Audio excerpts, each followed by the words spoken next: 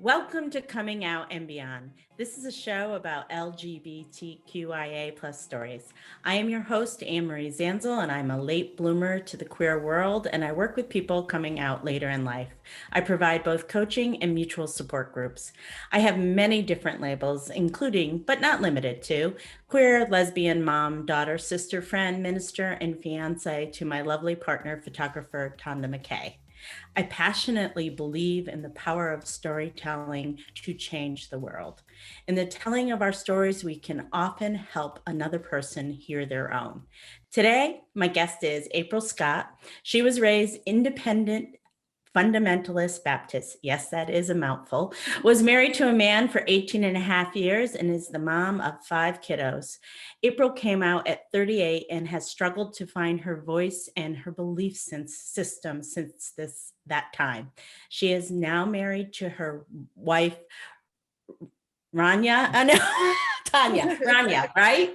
Yes. Okay, let me read the back of the last thing. April Scott was raised Independent Fundamentalist Baptist, was married to a man for 18 and a half years, and is the mom of 5 kiddos. She came out at 38 and has struggled since then to find her voice and her belief system. She is now married to her wife, Rania, and lives in Tennessee. Welcome, April. Thank you. It's nice to be here. It's nice to finally meet you. April and I met each other in a later in life support group that was on a line when we both came out about 5-6 years ago, and felt a lot of camaraderie with April because we were the women with the most kids in the group. She had 5 and I had 4. So April, tell me your story. I've been so excited to hear it. All right. Well, I did grow up Independent Fundamentalist Baptist. I was raised as a pastor's daughter, so very much raised in the faith. Went to church Sunday morning, Sunday night, Wednesday night, and for a while there, we were missionary evangelists. So I got to see a bit of the country. I got to go to other countries as well, and it was just instilled in me that faith was the most important thing, and in that faith, it was pretty strict. As a woman, it was not a faith that allowed for a lot of freedom. Mm-hmm. So we were kind of taught what to think, what to believe, what to wear, what to say, how to sit, how to behave, and So that was my life. Well, can I ask you, so like the thing is that you and I have grown up around religion. So like when you talk to me about this, I understand that. I understand what you're talking about, but a lot of people haven't. So can you explain when you say you were taught about how to dress, how to walk, how to act, how to think? So like how were you taught to dress? How were you taught to act? How were you taught to think? So just start with the like material stuff like clothing and dressing and all that stuff like that. Right. Well, during the time period that I grew up in the Independent Fundamental Baptist, the women were not allowed, and I use that word allowed, to wear pants or shorts. We were to wear a knee length, middle to the knee or below skirt. You had to have 2 fingers up here, and your the length of your top couldn't be any further than 2 fingers below your Below collar. below Yeah, your collarbone. right. You Wow. had to everything had to be very no off the shoulder. No boobage. No, no boobage. And I remember, at one point in time, I was wearing a skirt, and my dad was like, you can't wear that skirt, and I was like, why? It's like, I can see your panty line. So I wasn't even allowed to have a form at all, even in the clothing that I wore. It had to be kind of baggy, very loose, not being able to tell that I was a woman at all, basically. But that was also supposed to be attractive to men too, because they didn't want to see you in pants or shorts. So it was kind of this mixed, what do you want? So that's how I was raised. I was told that if you had to wear something like pants or whatever to do the task you needed to do, let's say get up on a ladder or do any kind of physical work, then it wasn't women's work. You should not be doing it. Wow. So yeah, I was very limited in the activities I was allowed to do, up to a certain point too. My dad loosened up a little bit in the older teen years, because he didn't like heights and he needed someone to go to the Climb roof on and the adjust ladder. the antenna. So suddenly I was allowed to get on the roof. Can I ask you a quick question? Sure. Did that change, like, when you were a younger girl, could you, like, play outside and do the things that children do? Or were you even as a young child, regulated to playing with dolls or playing, house or playing school? Like, what were you allowed to do as I a was little girl? allowed, limited. I could only basically play with girls, for most of the time. At a certain age, some boys were allowed to. I was allowed to play with them, but in mixed groups.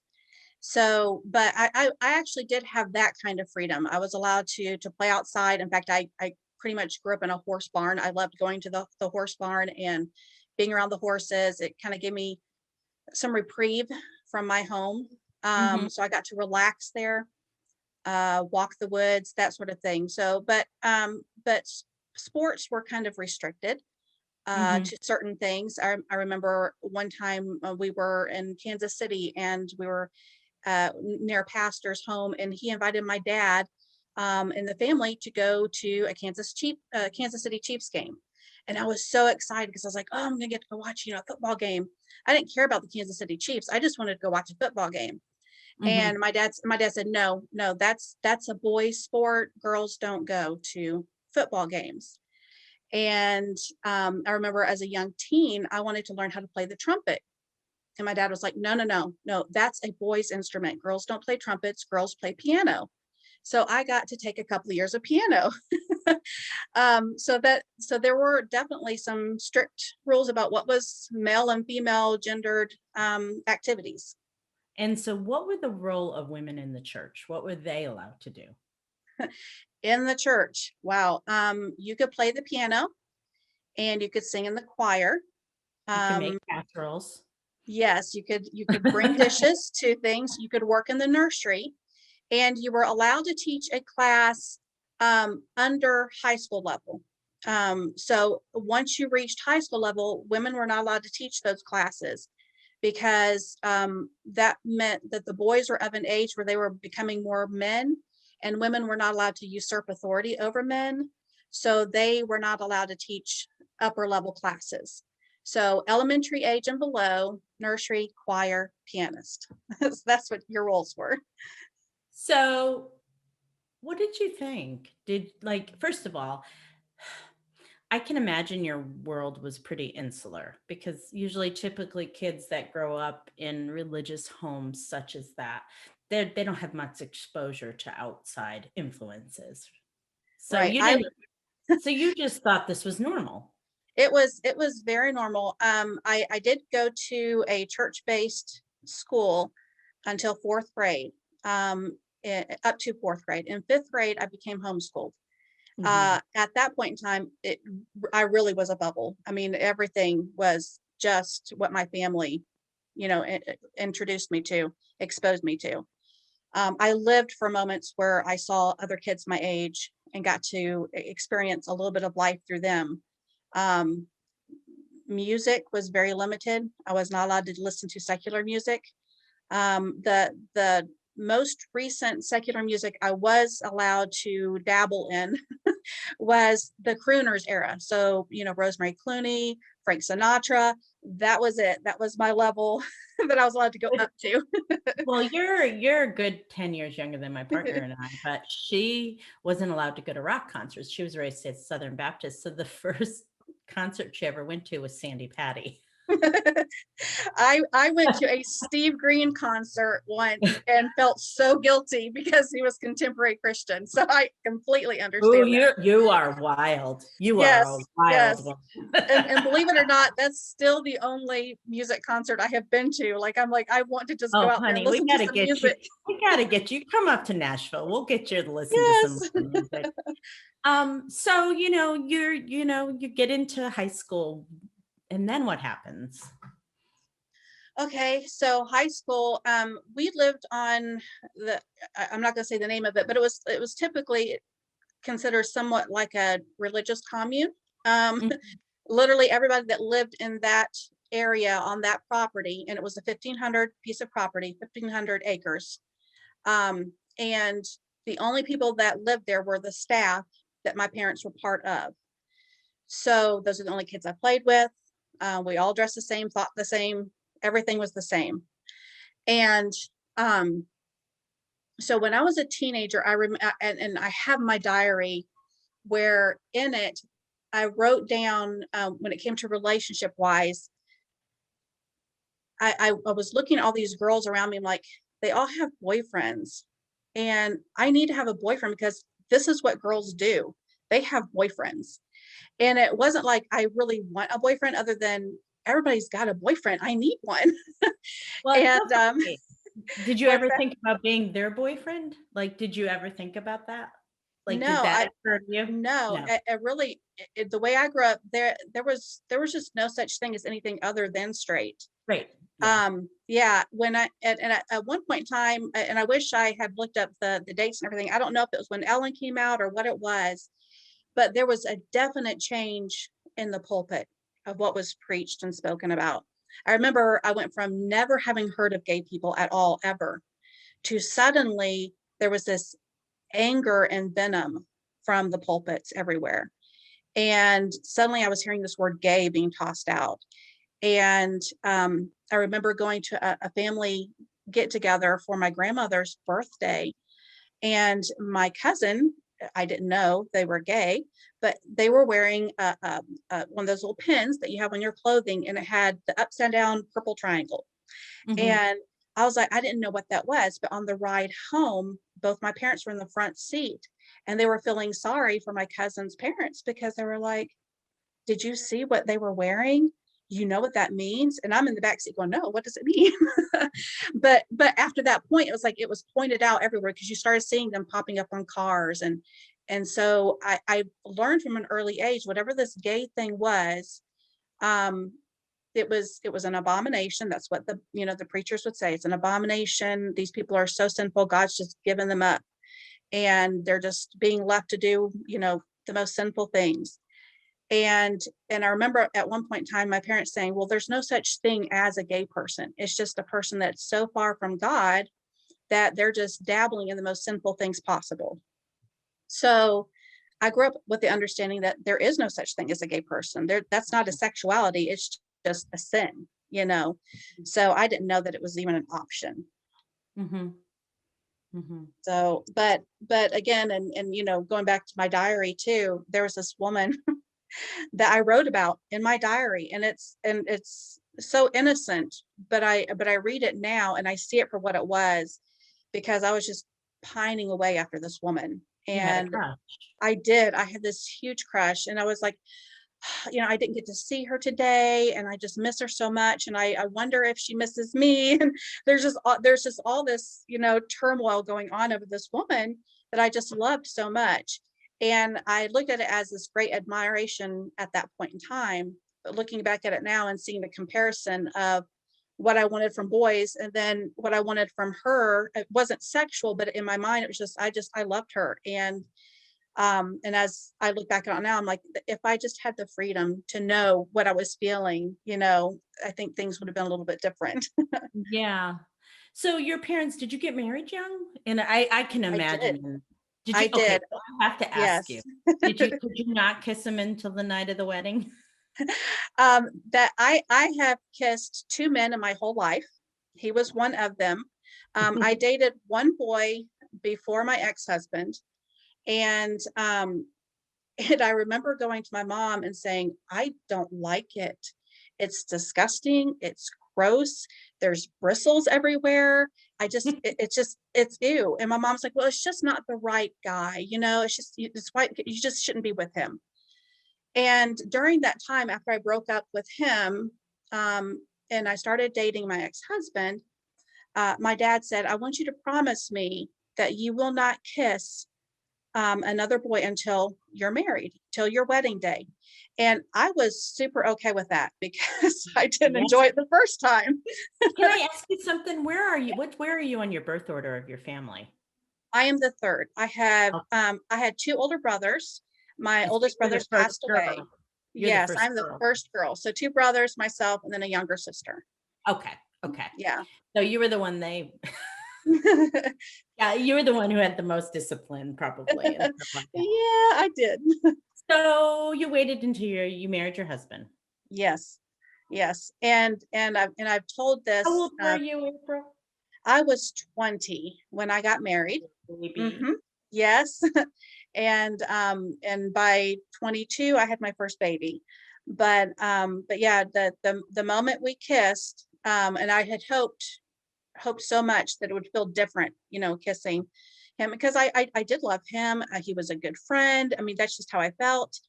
And so I thought, well, it's going to be okay. And my mom had told me, she said, don't expect a lot of what you think it should be like when you get married. It takes years to get intimacy and closeness and to enjoy all of that. So you're going to grow into this in your marriage. Don't expect it right away. So I didn't. And I think that's how I was able to go through so many years and just think, well, I'm just waiting for this magic thing to happen. Mhm. But the moment we kissed, there was just this dread that sit in the pit of my stomach. And you know how when you go to the reception afterwards and everybody's clanking their glasses and kiss, kiss, kiss, and I'd be like, no, please don't do that again. And it was just that was my reception. And so everything was just a dread at that point on. So did It was you did you think to yourself, "Oh shit, I'm in trouble?" I did, but it was on the. It's like it's too late now. It's the dues have been said. It's too late. Yeah. Well, yeah, I came from a family where once you got married, you stayed married. And Yes, so did my yes, ex-husband. yes, We both came from marriage families that whether you're miserable or not, you stay yes, married. yes, And that's what we exactly. learned. Yeah, yeah. Yes, So you had a bunch of babies. I did. About every So couple of years. Yes, I had 5 and 10 years. Yes, so what happened? Like here you are, like I mean, like insulated in this world. You're yes. like, how did you like my hat goes off to you, honey, that you figured this out. Like, because I don't know how you did it. So how did you do it? I think it was a lot of years of not just seeing a lot of meanness and hatred and bigotry towards gay people, but just a lot of things in general. And a lot of things just didn't add up the way I was raised, the way we treated people. And I remember talking to my sister probably about it was probably close to 10 years before I even came out. And I remember talking to her. We were actually talking about gay marriage. And I told her, I said, don't hate me or don't think something bad about me, but I don't have a problem with it. And I know that we're supposed to have a problem with this, but I don't. And I said, I think everyone should be allowed to marry or love who they want to, regardless of what I believe, because it's I don't have to marry the person, it's up to them who they want to marry. And that began, I think, a process of starting to delve into, well, why do I feel this way? Um, What did your sister and answer when you said that? thankfully my sister was right on board with me. Oh, good. Yeah, she was like, I do too. That's exactly how I feel. And really, and she is literally the very first person I told, when I came out. I talked to my sister because I remembered that conversation, and I thought, if anyone's going to be receptive and not throw me away and my family, it'll be her. And I really thought she would be the only one. And for the most part, it's kind of gone that way. Mhm. But she has been my biggest supporter. She's from the very beginning. She just was right there, and just has loved me through everything. But so the process was really just kind of hearing about the whole gay marriage conversation and thinking about it, and what did I really believe, and that started making me think about other things. What did I believe biblically and such. And I started realizing when, and again, this has been a process of our culture too, of seeing how things on TV have changed. Like Right. Yeah. you hardly ever saw a gay person on TV. There was no representation. So I Or if remember what it was a gay man. it was, yeah. Or if you saw something about to happen, the screen would pan away real quick, right as somebody would get close, they would pan away. And I remember, well, I don't even remember what I was watching. But I was watching with other people of or the same, denomination. Mhm. And there was something about to happen on the screen between two women. And everybody was rushing for the remote and going, ew, ew, gag, gag, and trying to find the remote. And I was sitting there going, please don't find it in time. And I remember thinking it didn't bother me. It didn't gross me out like it was grossing them out. And I'm like, why isn't it grossing me out? Why don't I have a problem with this? I should be having a problem with this. And just a lot of little things like that that started building on top of each other. And so the final thing kind of came when I actually met my wife online, Mhm. and she was a very open gay woman, no problems talking about anything. And I was still in this little shell of religion, and she was actually struggling with her mother's death and how she felt about God. And I was this hugely curious person about, what do I think about gay people? What do I know about it? And Mhm. so we kind of swapped information. Ah, It really was a lot of question and answer sessions about religion and about sexuality. And I could ask her any question. And she knew, because I wasn't coming at it from a place of judgment, but trying to figure out what I felt about things. She was just a very open book. so was And Rhonda religious at all? she was actually raised Catholic. Oh, was she? Yes, Because I yes. know she's from the Middle East, and so I wasn't sure if she was Muslim or Christian. No, she was raised very heavily Catholic. In fact, her mother, just lit the candles and would always, when her mother got too sick to go and light a candle, she'd ask her uncle to go and light one for her. And just from what I understand, just a beautifully sweet, kind woman. And Mm, Ranya's family just enveloped her when she came out. They were just like, you know what, we don't understand it, but we love you and we just want you to be happy. wow. And I remember being so jealous when she Yeah, I told me that. bet. I'm like, that is not fair. When did she come out? Just quick question. She came out when she was, I think she said she was 19. So she Mhm. was still pretty young, but and she actually has an older brother who's gay, and he came out Mhm. first. Mhm. So her mom was just like, well, I guess it's the second I kid, make gay whatever. I make gay babies. Yeah. Oh, well, I'm so glad that it's always nice to hear when people just get love and Yes. acceptance and like, oh, no big deal. You know what I mean? And Yes. whatever, it's always nice. And I know that didn't happen to you. Right. So do you want to talk about any of that? 'Cause I know it's hard stuff. And if you don't, we can skip over It's, it. well, and I think sometimes that part has to be talked about, Okay. because there are people out there that's that's a really hard place to be. Hmm. Um, and and it's not all roses, it's not all great. And and I got to the point in my life where and I'm a person that I'm very transparent. Whatever I think, whatever I feel, that's who I'm going to be. Hmm. And I just, one of the things my wife says about me, she's told so many people, she goes, April can't lie. And it's like, okay, I can lie. I struggle with it, so I don't, and Yeah. it is one of those things that I as soon as I realized I was gay, and that was kind of the thing, is it's I really did not know. I had to get to the point where I realized that's who I was. I had to be very open about, okay, let me sit on this. Let me think about what I find attractive, who I want to be with. And it was very much a heartbreaking thing to realize that the person I was with, I did not find attractive. To Hmm. really sit on that and understand that that's what I had for so many years just thought, there's something wrong with me, because I care about this individual and I want to desire them, and my beliefs tell me that I should be desiring this person, but I don't. And I would just weep at night sometimes after a moment of intimacy. And I would just lay in bed just sobbing because I would just pray, God, make me desire my husband. I don't understand why I don't want this. Mhm. And I just felt so broken. Mm. And this was years. I just felt so broken. And so I finally had to come to terms with just sitting and going, okay, what do I find attractive? Do, what is my sexuality?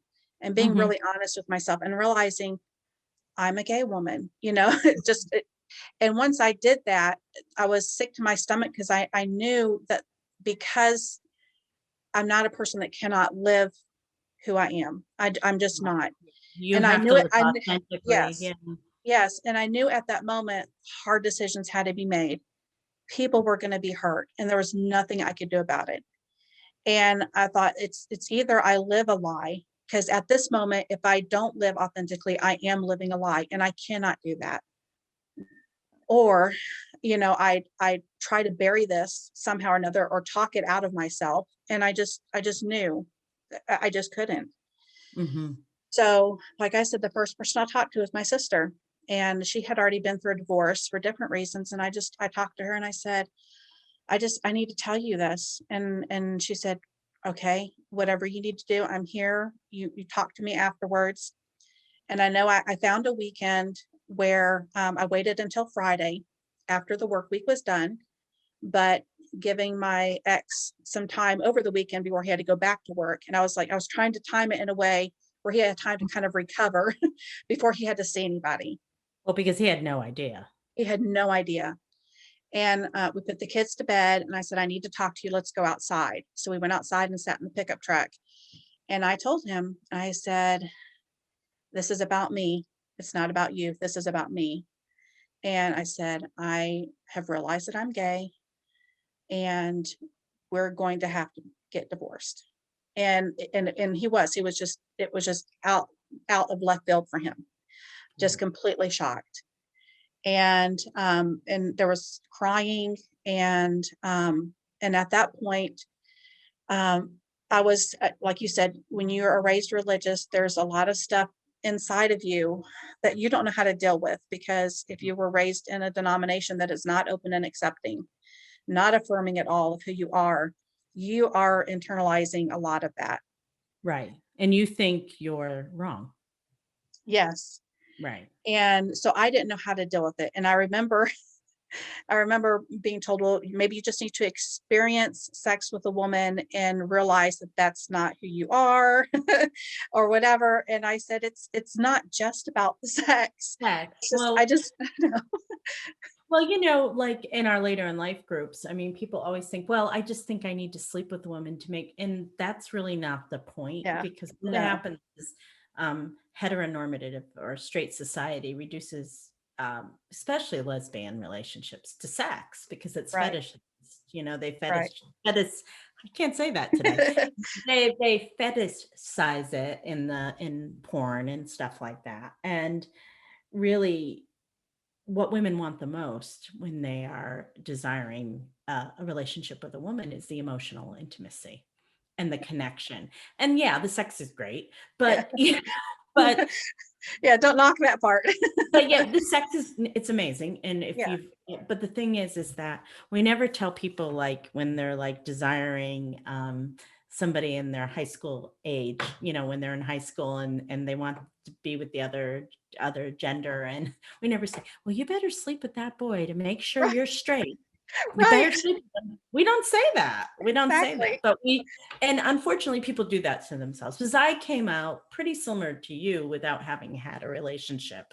I met somebody while I was in the process of coming out, but I didn't have a relationship with her. So I didn't Right.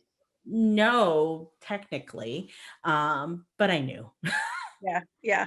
I knew. Exactly, exactly. Yeah, that was me too. I was not physical with the woman until after the divorce process was done. Me too. I didn't want to be accused of doing anything for one, but I didn't want it to be because of that. I it just needed to be because that's who I was. And Hmm. and honestly, even as much as I wanted to be able to live authentically, I knew that my ex deserved to be with someone who could be what he needed too. Right. And Somebody and who wanted to yeah, have sex with them. right. So as And yeah, so and as much as yes, there's this part that is selfish, so to speak, of wanting to be who I need to be, I also knew I couldn't be what he needed to be. So there was that part where it's like, I trust me, it isn't just about me. It is for you too. mhm, And I really wanted my children to see that it's okay to be who you are. And it's mm, okay sometimes if not everybody's okay with it. You right, still have to be yourself. right. So that's what happened. And I had to tell my parents, and that was really rough. I had to do it over a phone call, which made it worse. And I remember um, talking to them at one point in time, and I said, if I am in a relationship with a woman, um, are you eventually going to be okay with this? And I remember my mom saying, well, we're going to have to pray about it. And I was like, okay. um, and when Rania and I were becoming more serious, she actually sent my parents a letter, and it was a very sweet letter about how she had fallen in love with me and how she truly did love me and how she really wanted to have a life with me and such. And I remember my mom just being so angry and and called her a master manipulator. She's like, the fact that she can turn you gay, that just makes her a master manipulator. And I was like, can't do Doesn't that, work mom. that way, it's mom. not how it's not how it works. It Um, doesn't work that way. Yeah, well, no, you know what? no. It's also that narrative of blaming someone else. Yes, You know, yes, it's Rania's fault that you were right, gay. We all right. know that. That's Yeah. so ridiculous. So I And I gotta ask you. Oh, go ahead, finish up. no, no, that's fine. Well, I was gonna ask you, so you and your husband were big church members at this point and stuff like that. What is really difficult for people is to lose their church family Yes. and lose that community. And most people that come out from pretty conservative backgrounds were raised. There are exceptions, but we're raised in that conservative background. You know, Independent Baptist, Southern Baptist, Church of Christ, Pentecostal, Roman Catholic, Orthodox Jews. Like, so how did you move through that? And have you recovered from it? And if you have, how did you recover? Okay. Well, at the time when I came out, we were deacon and deacon's wife. So yeah, pretty pretty much in the church, pretty strong. And I also was teaching in the Christian school that was associated with the church. So we were considered people of position in the church when this happened.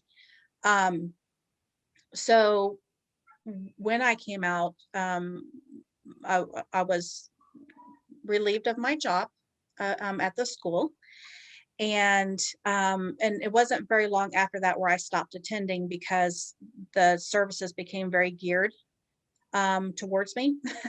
There were a Mhm. couple of services right after the situation where I was actually outed to my children without me being part of it. So, and the pastor was involved in that situation. So there was obviously some hard feelings on my part that I was not allowed to do that in my timing and the way Mhm. I wanted, and the way I felt my children needed to be told. Um, so it didn't take me long to stop attending there. But because faith was such a big part of my life, and I felt I still needed it at that time, I tried to find churches that would be more accepting of me. So I called around and I looked up all these different religions online, trying to find what denomination.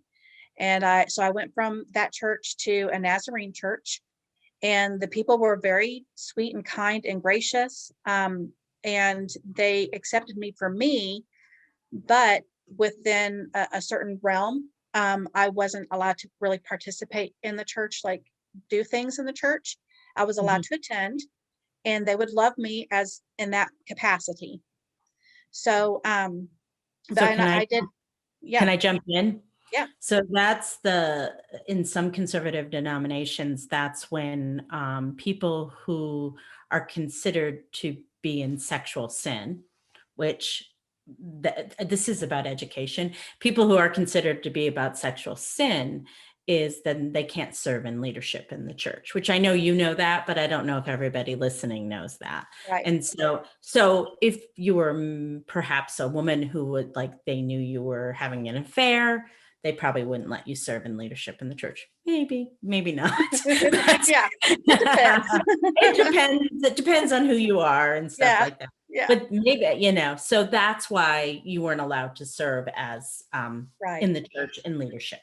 And I remember when I actually had a meeting with the pastor and his wife at that church, and I told them, I said, I want to be upfront honest with you. I am a gay woman. This is who I am. Is this something that you will be able to come to terms with within the church? Will I be able to participate in choir because I love to sing? And they said, well, and they didn't really answer like yes, no, like flat out.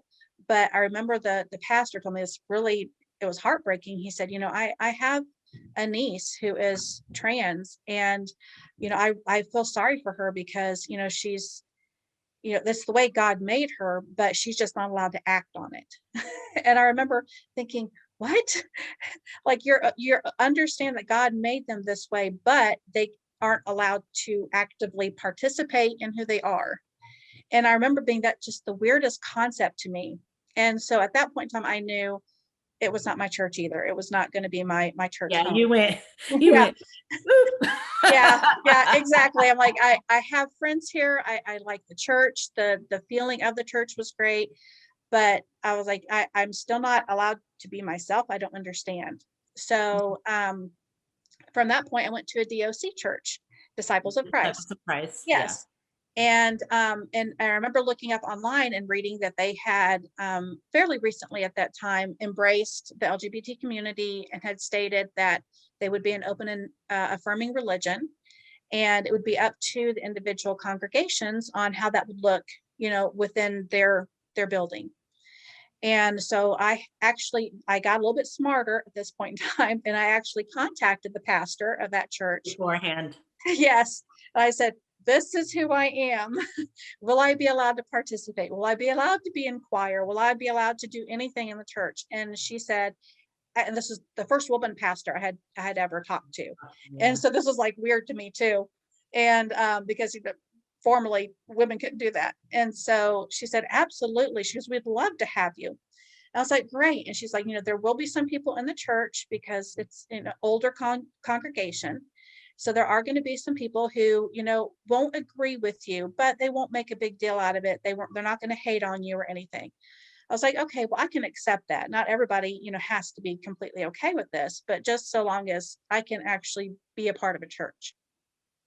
And it was a very different kind of church service for me, because for me, it felt like what I would think of a Catholic service to be, because it's very ritual, and I was not used to that at all. We didn't light candles or do anything like that in my previous church. So it was very ritualistic. So I had to get used to that. But I made some really lovely friends. I'm still friends with that pastor today. And some of the other women in the church, just gracious and kind. And that's actually the pastor that married Rania and I.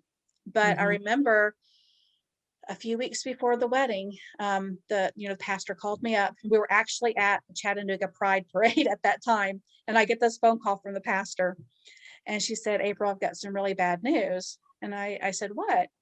And she said, "Well, the church leaders have taken a vote on whether or not you and Rania can get married in the sanctuary, because we don't actually have a church policy in place for a gay wedding." And I said, "Okay." And she said, "Well, the vote came up completely split.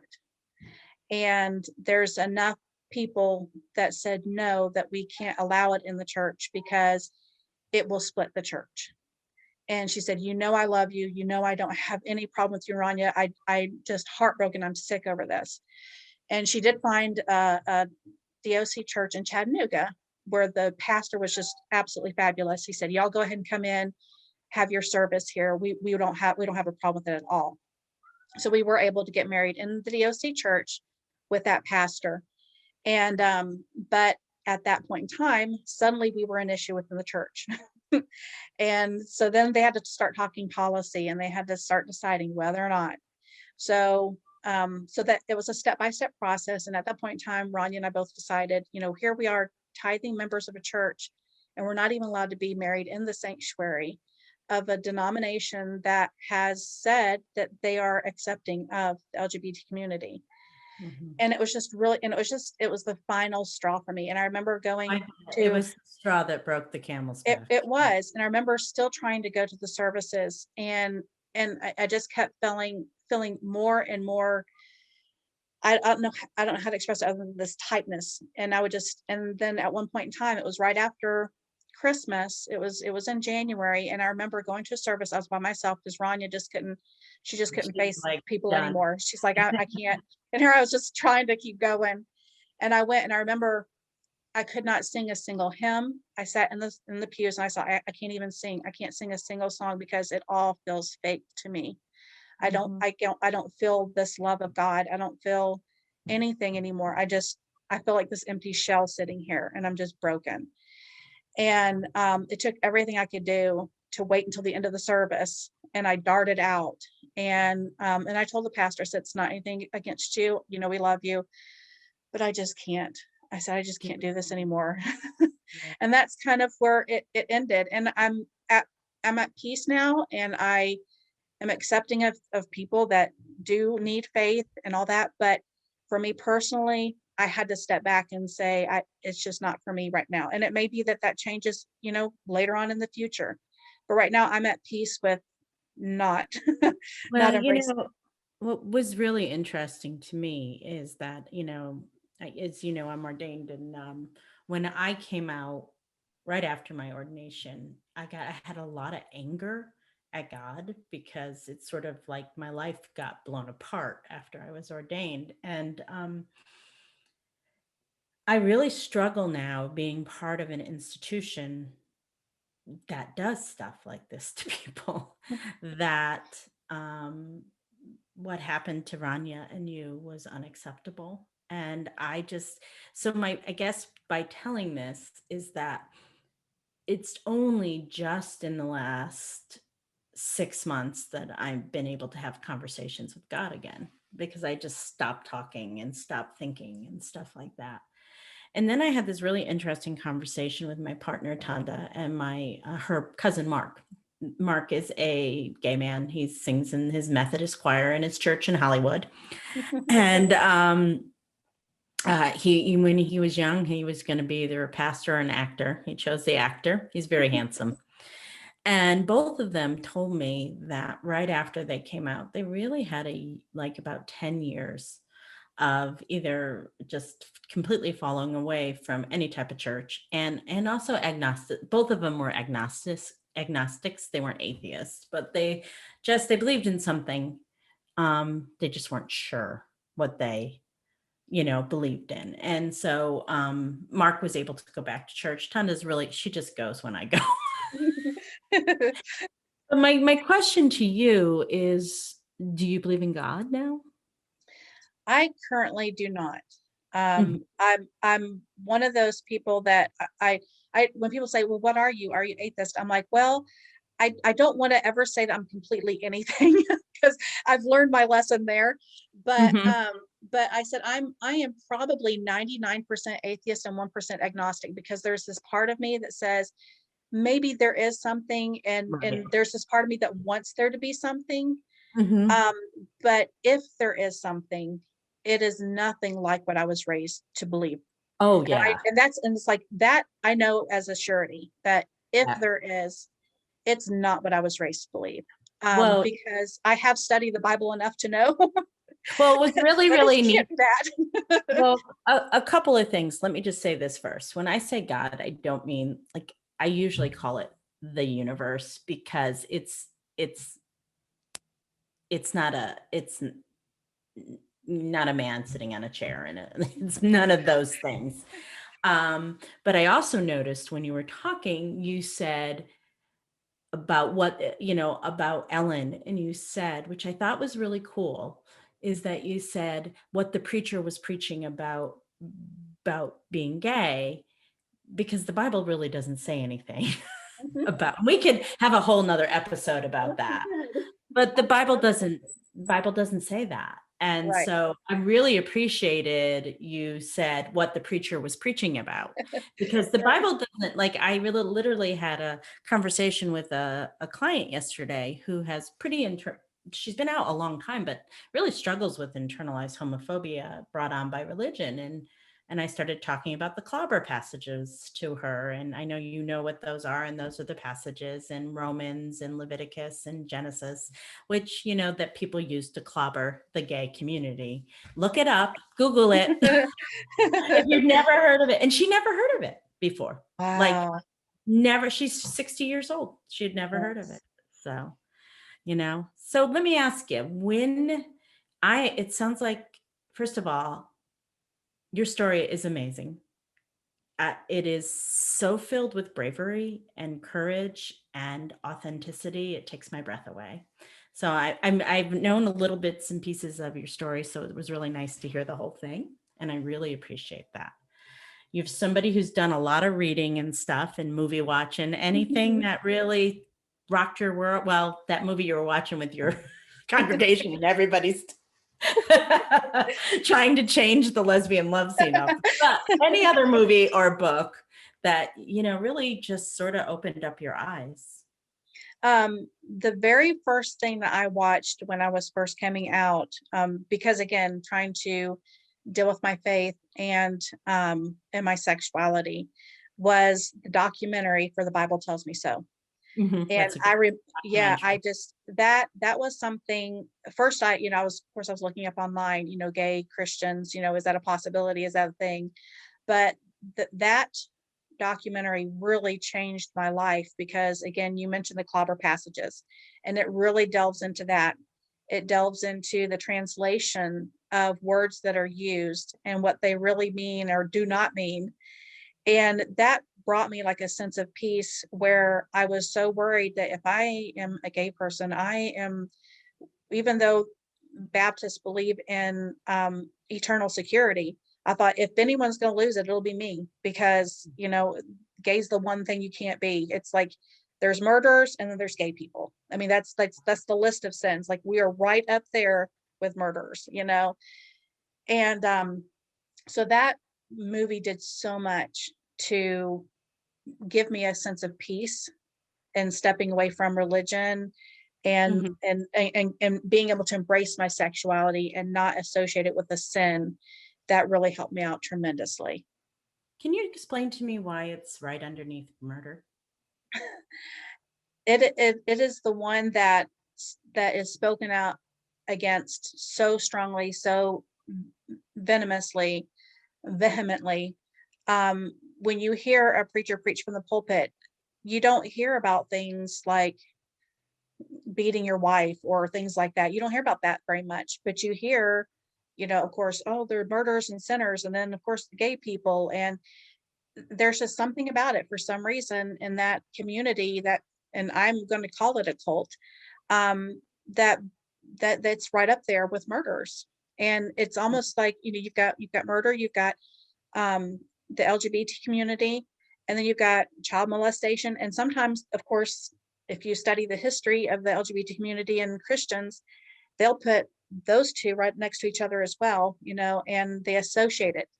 And Mhm. so that's why it's right up there. It's right up there with everything, at the top of the list. It's so interesting because even though I grew up in like conservative Catholicism, it just wasn't talked about. You know what I mean? Like it just didn't exist. And it's been really interesting working with people who've come out of conservative religious traditions because to me, although I had my own internalized homophobia that I had to deal with, like I didn't think like I didn't realize the hooks that conservative religion gets into people around this. Like serious, it's you just can't tell people Jesus loves you. No, That no, doesn't work, it does not. because it's really, I'm actually doing so. It's actually spiritual trauma people have been spiritually traumatized. And so I'm going to a course on it over Memorial Day weekend. So um, did you have a coming out song? Yes, the fight song. That really hit home with me, and it reminded me that I have a lot to fight for. There were days where if I did not have my sister, and I don't know if I would still be here, because she kept reminding me, you got something to fight for. And of course, the developing relationship with Rania, and it's like, okay, I can fight, I can keep going. And Mm-hmm. because there were days where it was just hard, it was so hard. But yeah, that got me through a lot of hard days. That's a Crank great that up. song. This is my fight song. Yeah. Yes. What's the best thing about your life right now? I think actually living it. Before, I wasn't living. I was going from one day to another, just doing, just trying to survive. And now I feel like I'm actually living. I'm experiencing life. We've talked about so many things, from, music to movies. It's like I'm actually living life. And just I have found that the world is full of so many amazing, beautiful people, where I was raised before to be so, again, that bubble. And so I'm living life, and I'm enjoying people and learning about people, and just being free to do that.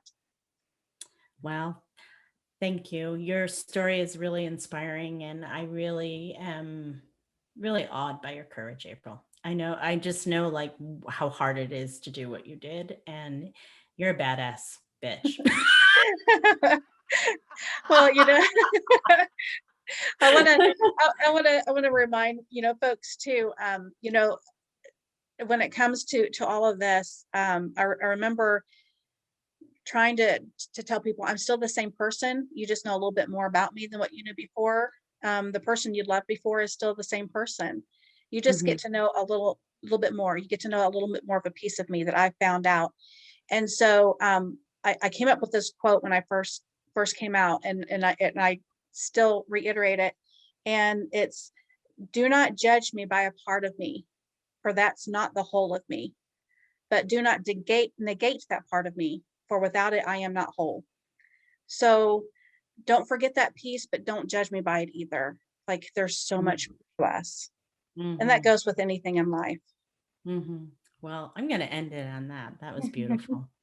Thank you, April Scott. It was nice talking to you in person finally. I Nice talking appreciate to you too. it. Bye bye. Bye.